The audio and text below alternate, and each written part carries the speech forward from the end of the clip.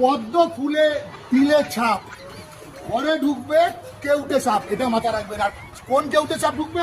ঠিক এইরকম বড় কেউটে সাপ ঢুকবে যদি পদ্ম ফুলে ভোট দেন। 2019 সালে ব্যারাকপুর লোকসভাতে বিজেপির প্রার্থী দাঁড়িয়েছিল, হারমার প্রার্থী। সকল মানুষের রাতের ঘুম কেড়ে নিয়েছিল, অত্যাচারে চরম সীমা পৌঁছে দিয়েছিল এই ব্যারাকপুর লোকসভায়।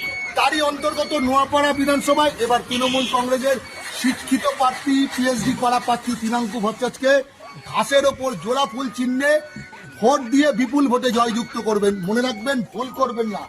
যদি পদ্ম ফুলে ভোট দেন তাহলে কিন্তু আপনার ঘরে এই রকম টাইপের একটা কেউটে সাপ, অর্থাৎ জাত সাপ, বুঝতেই পারছেন, যারা সারা সময় আনমাদ্রা মারামারি হানাহানির মধ্যে থাকে, সেই রকম টাইপের লোক আপনার এলাকায় ঢুকে যাবে। আপনার শান্তি, আপনার শৃঙ্খলাকে ওরা উচ্ছৃঙ্খল করে দেবে। তাই মনে রাখবেন, বাঁচতে গেলে জোড়া ফুলে ভোট দিতে হবে এবং মমতা বন্দ্যোপাধ্যায়কে চতুর্থবারের জন্য মুখ্যমন্ত্রী করে নিয়ে আসতে হবে। সকলে মিলে বলে জয় বাংলা, জয় বাংলা, জয় বাংলা, জয় বাংলা। মমতা ব্যানার্জি জিন্দাবাদ। জিন্দাবাদ।